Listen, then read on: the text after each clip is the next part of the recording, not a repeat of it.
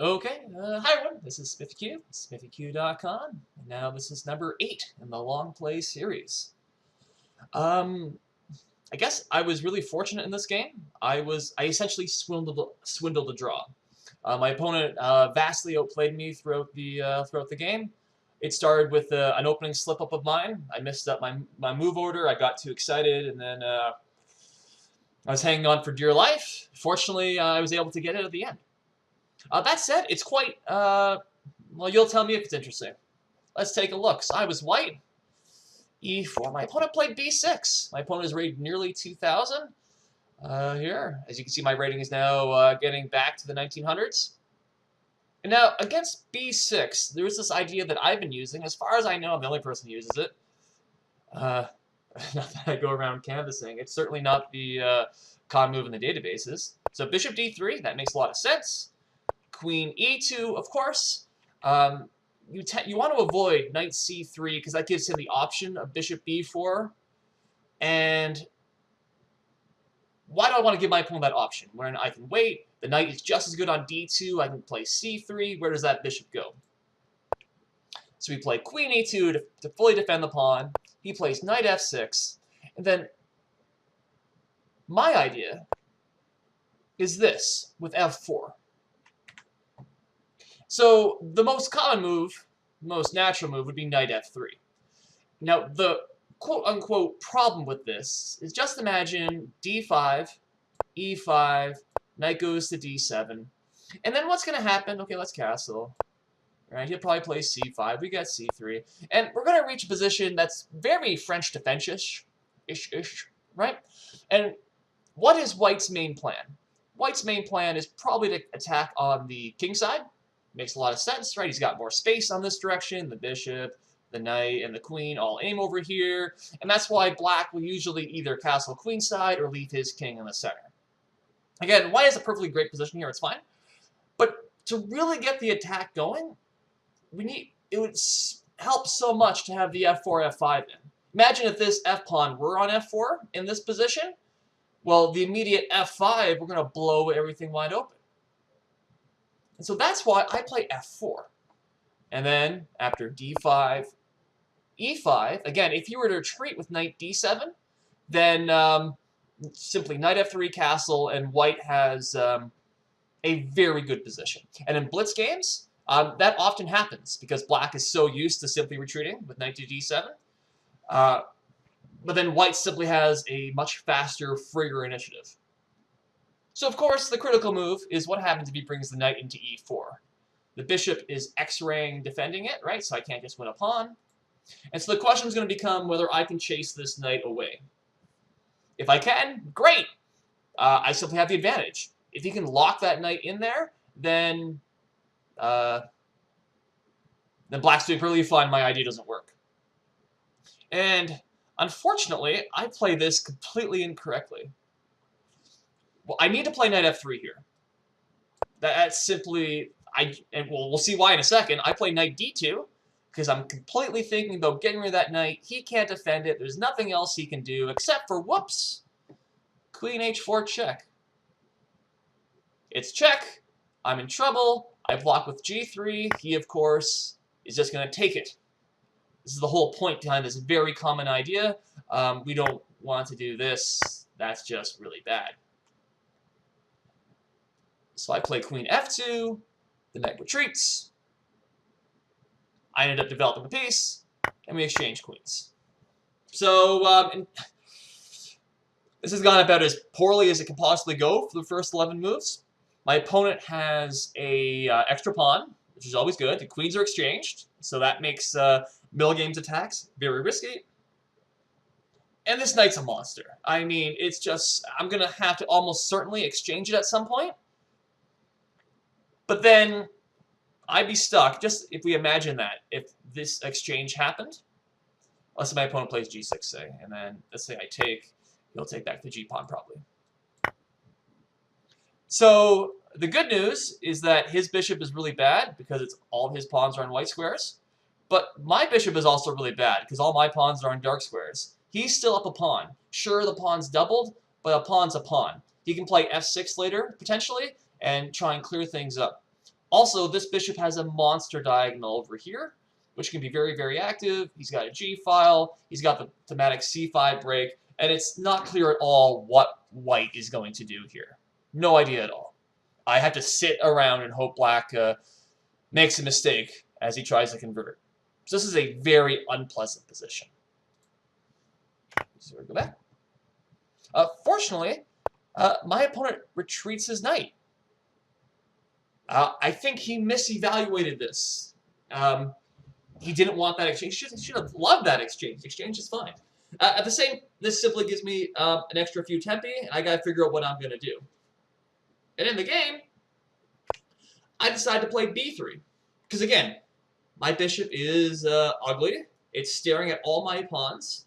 It's very hard to ever get the f5 break in. Be back up. If I could ever play this without losing a pawn, you know, f5, then things would be, then the bishop has a good diagonal, I can exchange, everything is great. Of course, he controls it more than I do, and, be back up, I have no g-pawn.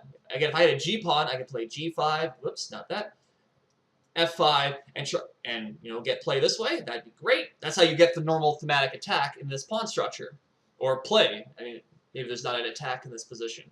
That's what I want to do. But without the g-pawn, this is just a permanent outpost for him. Which is why I tried this b3 idea. He develops his knight. And then I'm able to bring my bishop all the way over here. With the idea that this is his quote-unquote good bishop. Because again, most of his pawns, and certainly his central pawns, are on light squares. So if I could exchange bishops, things are okay. Well, as okay as they can be with down a pawn. The computer doesn't like this idea too much. The computer thinks my position is crap regardless. It thinks I should just play c3 and hope for the best. You know, rewrote my, try and just, you know, get some vague piece regrouping, but it's terrible, right? But sometimes that's what you gotta do. You just gotta hang on. Anyway, let's take a look what happens. He plays knight d7, my bishop comes out, he plays c5, of course, it's his thematic break here, it's much easier for him. I bring my rook over, he plays g6, I play h5, and we play h4. These are pretty standard ideas. If he doesn't play h5, and I get h5 in, then perhaps I can open a lineup over here. He certainly would not want to take. That's just very, very ugly. At the same time, all that's really doing is giving him a passed h-pawn with his rook already behind it.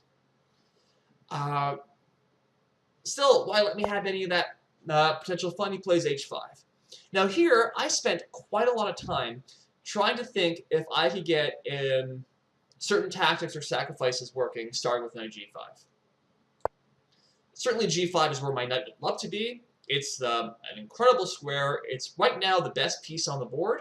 And maybe, in a perfect world, you know, knight takes, pawn takes, bishop takes could come into play, or knight takes, king takes. This might be able to do something. Maybe I can get some play. But again, without queens, this is almost guaranteed not to work. And even if it did work, I'm already down a pawn.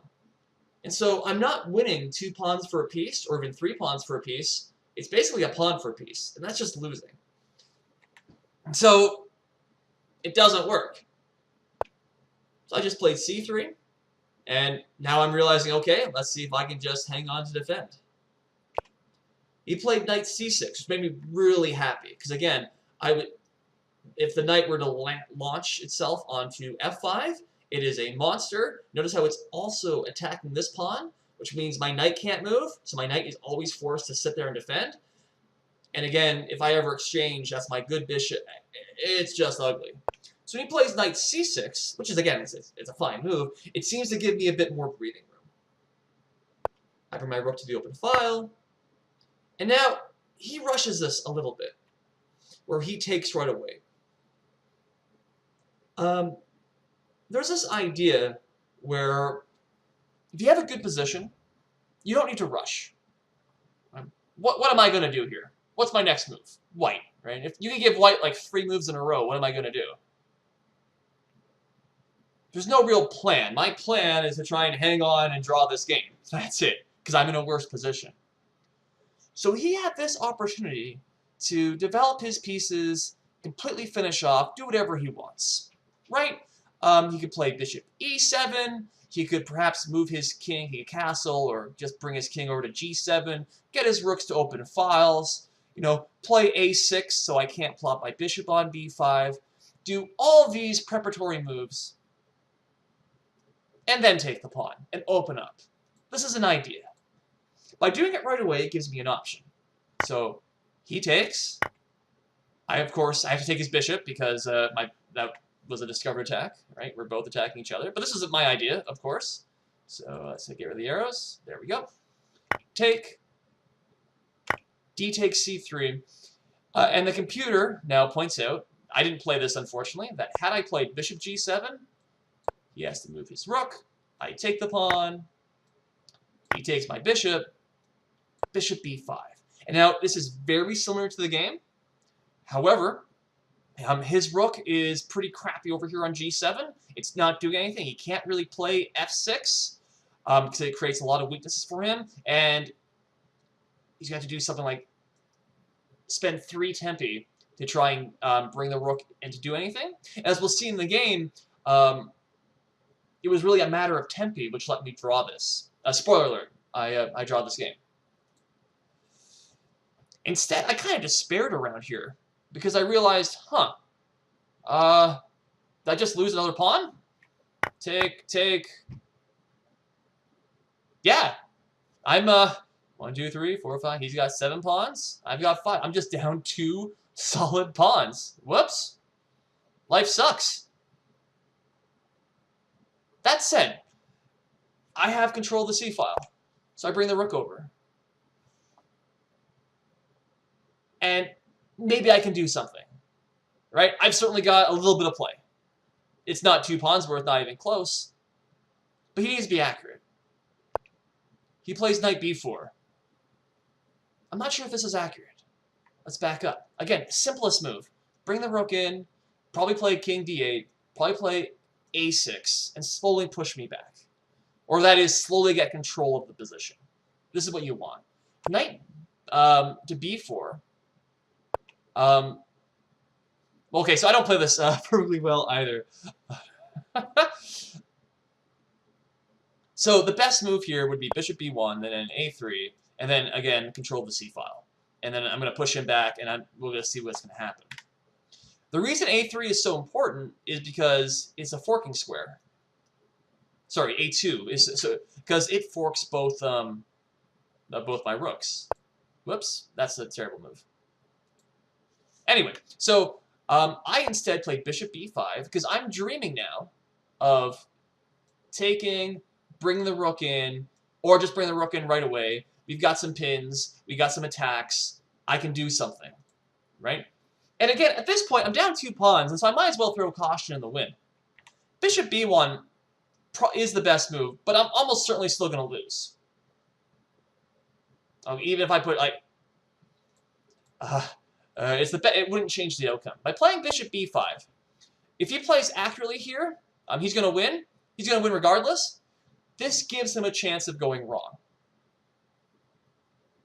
I'm very attuned to this idea of giving opponents a chance to go wrong. It's something that I figured out back when I was first learning chess, my 12, 13, 1400 days, is that, there's the best move and there's the practical move. And there's a time when you got to do the practical move. Because again, there are concrete threats here of potentially coming into c7. And it's precisely this that gives my opponent a chance to go wrong. He does go wrong. He ends up playing king d8. The simplest. He takes this, then after take. Now king d8. Well, my rook's hanging. All right, if I move, all right, obviously then I guess come right back to b4. I gotta be careful where I move the rook right now. For instance, if I go back to c1, that's another fork, because that's not very good. You can go to so backing up, I have to go to c3, and then rook c8. All the rooks are going to get exchanged, Or at the very least a pair is, and there goes completely my counterplay. I'm down an enormous amount of material at this point. So he had the same idea, he mixed up the move order. He played king d8. I took. He took. I come in with check.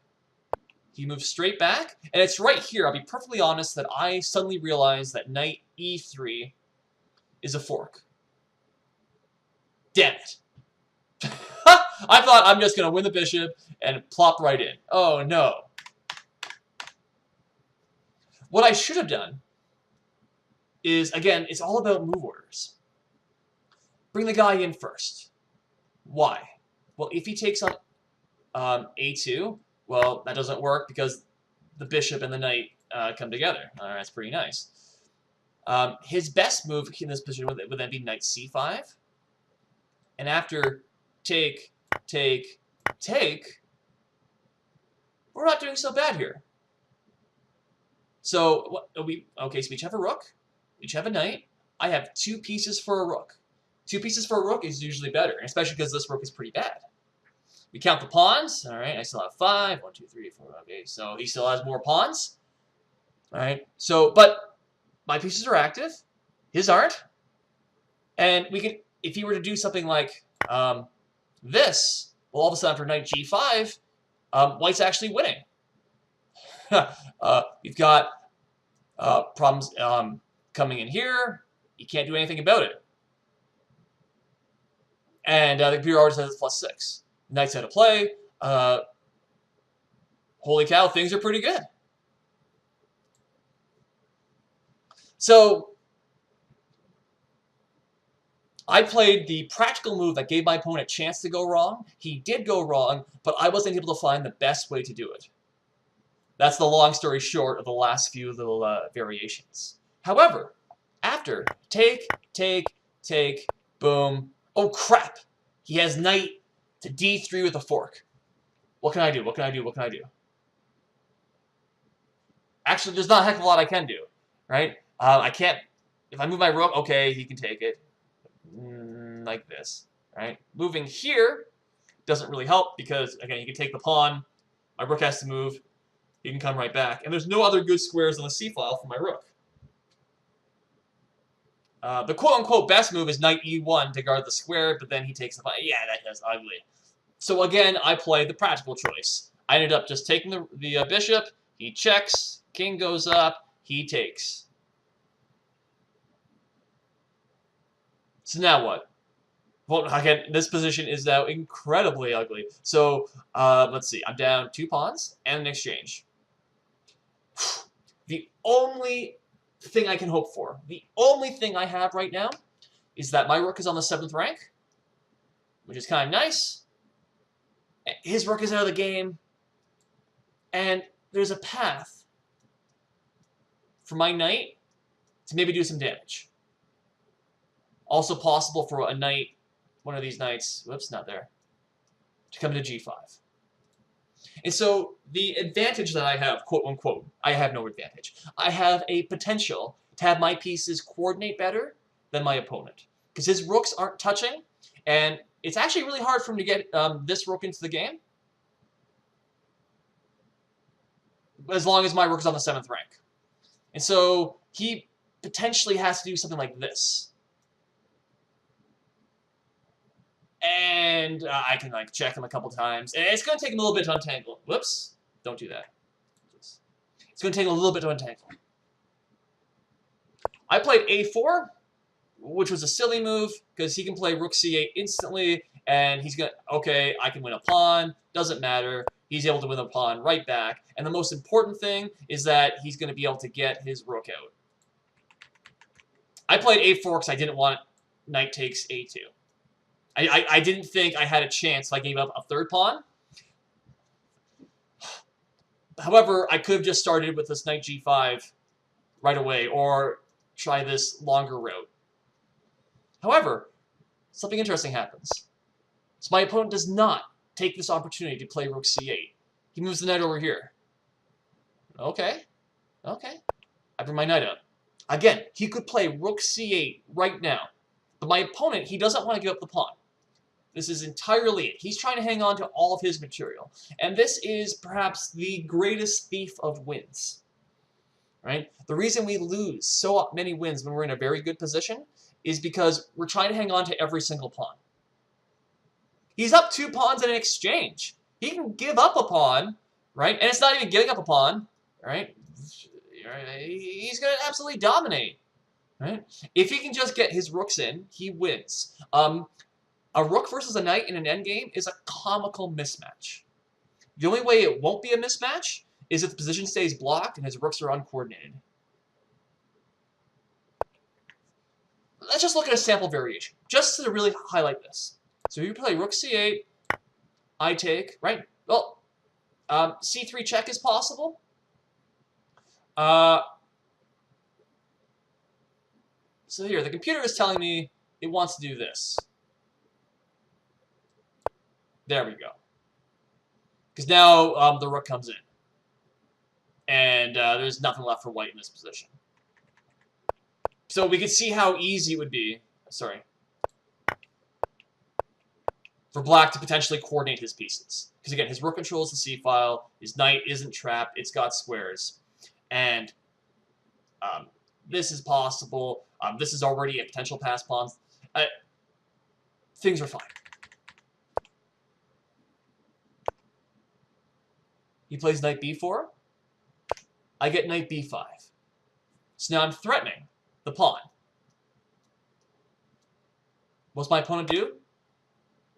Knight c6. And so we can see how he's kept the pawn, knight d6, but now he's got a problem. Let's just back up like 5 moves here. It's like 3 moves, I guess. So let's go from here to here. Here. Whoops, wrong one. Here, there we go, to here. So the only thing that's moving we can see are the knights, which is kind of funny. And who does that benefit? White or black? White. Clearly, my knight is now on the best square. My knight is suddenly really, really good. It's defending my rook, and they're combined hitting f7. And this actually sets up a very thematic drawing sequence. He plays rook b8. Well, I'm able to take with check. He moves his king. I come right back. He moves his king. And then here, I had to have a quick think. Do I play for more in this position? Do I play rook to g7? Maybe winning a pawn. Well, almost certainly winning a pawn. Threatening more checks. Maybe move the knight over here. Threatening, maybe something like this. Or like this. Is this something worth considering? On the one hand, sure, it's worth considering. On the other hand, I'm down exchange and a pawn. If this doesn't work, then I'm done. And then I've thrown away a draw. And then the second thing is, did I deserve to win this game? In my head, I did not. I played poorly. I didn't calculate. I should be happy with escaping with the draw. And so that's what I did. Knight f7. And the computer says this is the best choice, by the way. That's it, and it's a draw. Of course, it doesn't matter if he, I were to go to e8 here. It's the exact same drawing sequence. The rook and the knight control absolutely everything. And this is a fairly well-known drawing pattern, especially in the endgame. And it's able to save me here.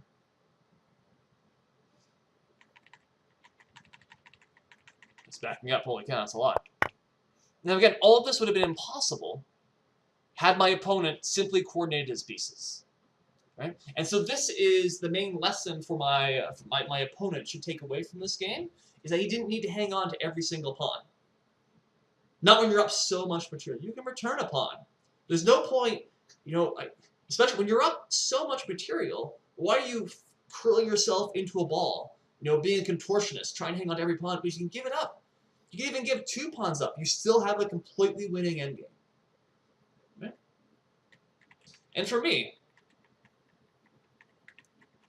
so it's a bit harder for me to get general ideas from this game, because I don't want to say I purposely didn't play the best moves, but there are times when I certainly played the more practical move. where I played a move that gave my opponent a chance to go wrong. I did that consciously because that seemed like the best idea. Right. And we can see it worked. Do I draw this game?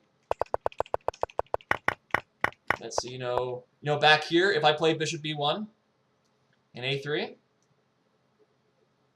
if that gives my opponent a chance to, play, rook d8 or king d8 first, maybe knight c5, right? He's got a lot more moves here. He even just, exchange the bishop. Do something like that. Like, do I draw the game? Maybe. But I don't think so. Already in this position, I'm down 2 pawns. So, sometimes you gotta swing for the fences. Unfortunately, in this game, it worked out. Because I'm not gonna lie. Right around here, when I suddenly found out I'm down 2 pawns, I'm like, oh, frick, this is gonna be a really bad YouTube video. Oh no. Oh, I don't want to do this at all. But fortunately, this, I guess 2 things here, right? Is my opponent, A, hang on to every pawn, and me being able to coordinate my forces faster, secured a victory. And that really also shows how fast you can lose a win. In this position, black is completely winning. It's almost embarrassingly how much he's beating me here, right? 2, 3 moves later, it's a draw. Nothing he can really do at this point. I mean, his only hope, the computer says if he tries this and he gives up the exchange, black is maybe slightly better. But even here, I think I'd rather be white. Even pawn's a pawn, but white's really, really good here. Anyway, so that's that. Whew. So I escaped the draw. Yay! Hopefully I play better next time. But hopefully that doesn't detract. This, like, my opening was terrible. But that wasn't because f4 was bad. It's because I need to play knight f3. Because knight f3 stops queen h5 or queen h4 check. There's going to be time to play knight d2 next and try and exchange. Play usually does something like this. c5, c3, right? He'll play, knight c6. I can get knight d2 win, or potentially even more accurately. There's nothing wrong with this. However, after take, bishop b4, it's pinning the knight. And if I castle, he can take, and there's a trap here. I can't take with the knight because he can take that pawn. And then I'm in trouble. I'm in big trouble. And so after I castle, I have to take with the bishop, which is fine. I still think white's probably doing pretty well here. The thing is, black managed to keep his knight, which, as we discussed, is going to determine whether black is doing well or not. In this position, yeah, I mean, white still has a thematic attack, especially if black were to castle here with g4 and f5, but certainly this knight provides good compensation. At any point, it can exchange off, and white doesn't have the 2 bishops anymore. Not that this bishop is doing much anyway. So this is why, backing up, had I played knight f3, c5, c3, knight c6, is why a3, which is a thematic idea in the French defense advanced variation. It stops bishop b4, it stops knight b4, and that's going to let me play knight d2 next. The knight will have to get exchanged, and then black doesn't really have compensation. At this point, white is simply better. But better by a lot? Not really. It's a position. And it's kind of a silly French, style position. It kind of sucks, in all honesty, who plays the French defense. But I'd rather be white, by far. So, that's that. I hope you found that useful, educational. Next week, I'll have another video, and hopefully I don't blunder upon on the first 11 moves. Okay? So you can check out my blog for full analysis. That'll come up soon. So that's SmithyQ from SmithyQ.com. Thanks for watching. Thanks for listening. Bye for now.